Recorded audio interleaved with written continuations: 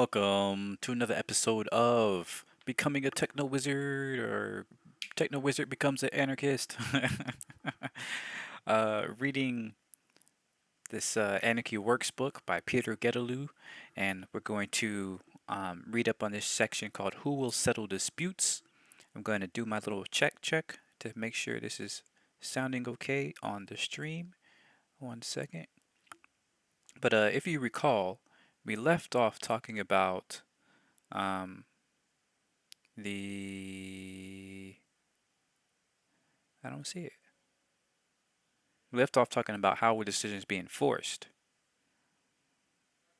in the last section. Okay, now I'm not sure if this is working.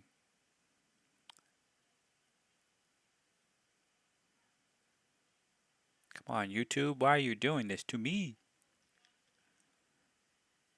Not in my library. Um, your channel? Okay, here we go.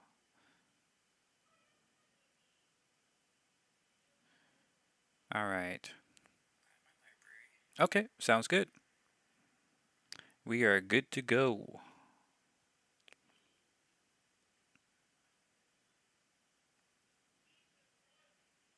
All right.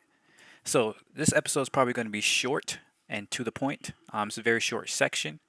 There's another section after this, which is the last one in the chapter, but I'm gonna finish that next week because I got a lot to do after this.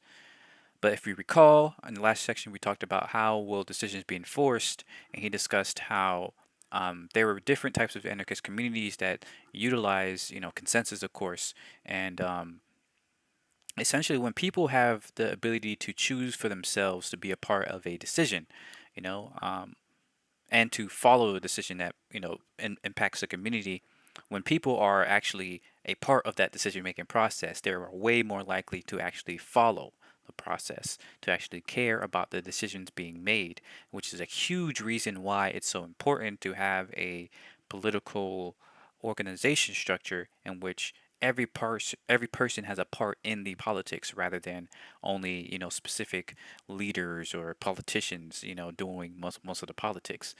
um, Furthermore, you can always use pro-social abilities or just socialization to enforce these types of things. You don't have to force people, you don't have to coerce people, but if people said they agreed to do something, right? Somebody agreed to, clean up a certain area or to um, deliver on a certain thing. You can say, "Hey, what happened? I thought we agreed that you would do this." And usually people will follow through with their agreements. If they don't, it's you could just usually a reminder helps, right? Just say, "Hey, you agreed to do this, right? You're still on for it?" And you're like, "Oh yeah, sure, right." Usually when people don't agree, it's usually because there's something wrong with them, either because they're sick or because they're freaking narcissistic or something like that.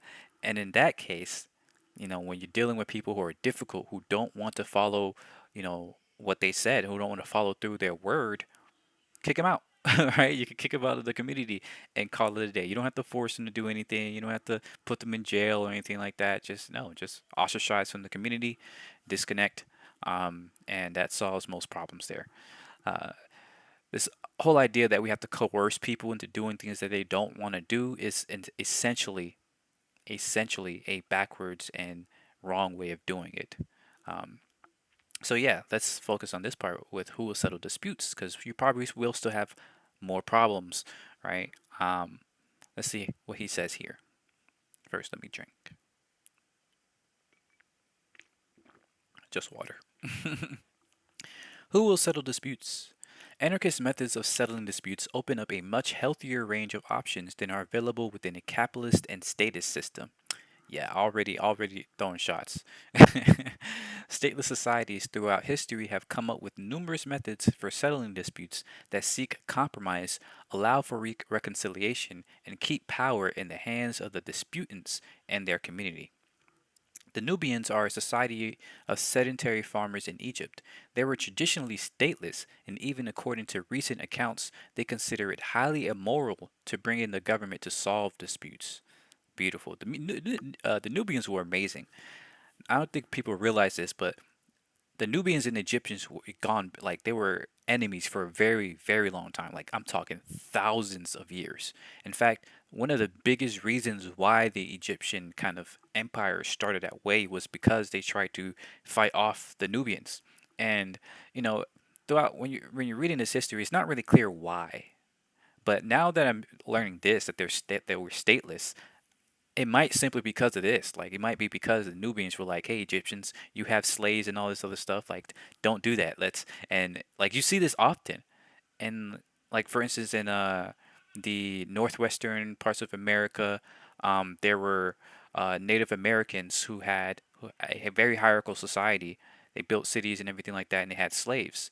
And just south of them, throughout the California regions, you had other hunter-gatherer types of Native Americans who were extremely egalitarian, and they would fight the northwestern, Native Americans to free the slaves and stuff like that, right?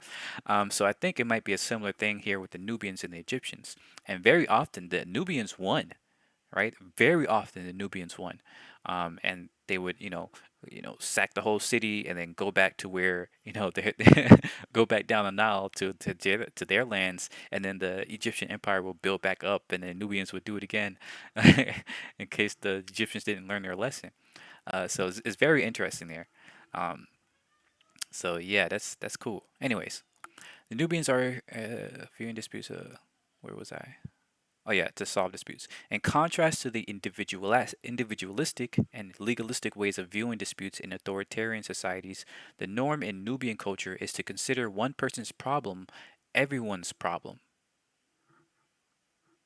Um, when there is a dispute, strangers, friends, relatives, or other third parties intercede to help the disputants find a mutually satisfying resolution. According to anthropologist Robert Fernia, Nubian culture regards quarrels between members of a kinship group as dangerous, and that they threaten the supportive social net on which all depend. That's actually really powerful. Because unfortunately, we see the very opposite today, right? Where people in a kinship group in a family, right, they might have a dispute, and other people are like, "Oh, keep out of it. It's the family, it's family stuff, right? It's none of your business." But what that does, it almost always justifies or allows people to go through with abuse.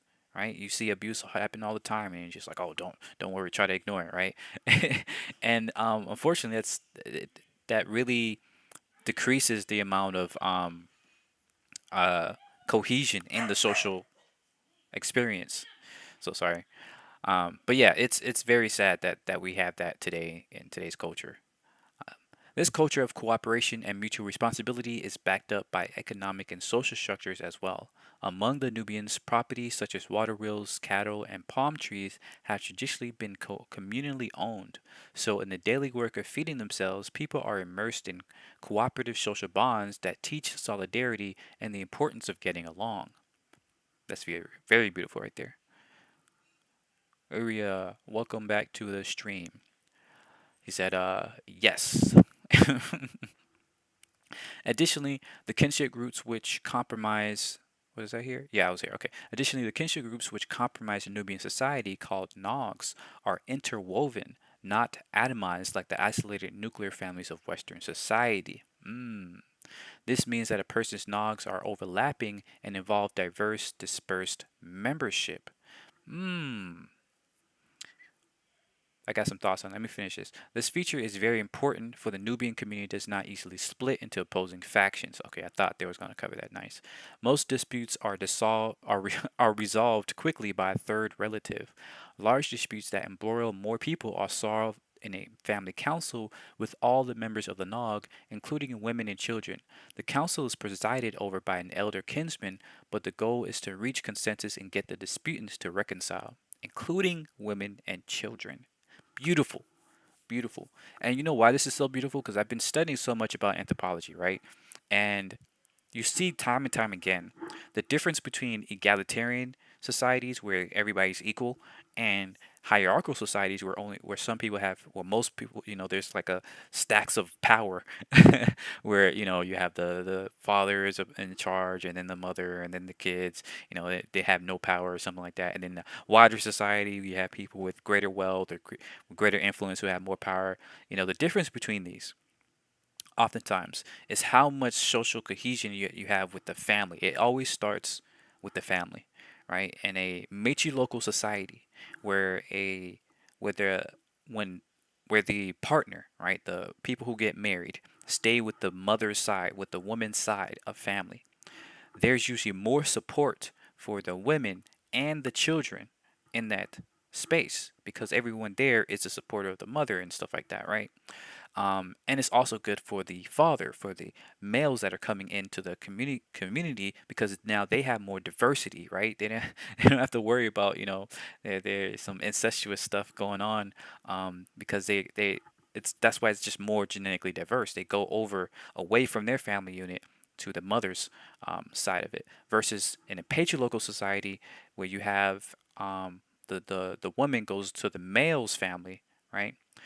The male would then try to create a harem or something like that, or and the women there, their only support system would be the male, right? They can't depend on anybody else because everybody else there are friends or family of the male. So if the male abuses the woman, right, the man abuses the woman, there's no recourse. The woman can't really fight back. They can't really do anything. But if the male tries to, abuse the woman in the matrilocal society, that's not going to happen in the first place because you're already surrounded by people who are family and friends of the woman, right? So you might ask, oh, what if the woman abuses, the man? That's far less likely because the man could just leave, right? Yes, they might have, even if they have children, that will be a bigger threat for the women, right? If the man just leaves, and the rest of the family be like, why you hitting up on the man? But in the reverse cycle, it doesn't really happen like that because the people are looking out for the man and not necessarily for the woman or even those children half the time. So when you have these familial relationships that are not just nuclear, but like have the relatives outside of it, especially on the mother side, you have a more cohesive community, and you can have a better um, opportunity for people to actually care about people being treated correctly and stuff like that. So yeah, that's very beautiful there that they had these dogs. I would love to look up more Danubians because they were amazing. So that's dope. The Hopi of southwestern North America. See, that's I was just talking about these folks. That's yeah, it's crazy. Used to be more warlike than in recent times. Factions still exist within Hopi villages. Hopi or Hopi, I don't know. But they overcome conflict through cooperation and rituals, and they use shame and leveling mechanisms with people who are boastful or domineering. Yep, they use reverse domination tactics. When disputes get out of hand, they use ritual clown skits at Kachinas dances to mock their people involved. This is so crazy, right? This is so powerful because today we talk about humility and all this other stuff, but people all the time say, "Oh, you shouldn't have mocked them, all right? You shouldn't have made fun of them." People's egos are so fragile, right? Today, in which they have to like boost it up, right? They have to stroke their ego, and any sort of making fun of somebody who has some level of power or influence or wealth, making fun of them is almost impossible to do because they get or even like just like even if they're poor but they have like a gun or something like that, right? You make fun of them, then now they want to shoot your family up or something like that. People people are extremely fragile today, and people love to say, oh, people can't take a joke, they can't, people are so offended, but in reality the people who are most offended are the folks with a lot to lose, the folks with the fragile ego, not necessarily people who should probably be offended, rightfully so, because they're being bullied, like trans people or minorities in a dominant culture.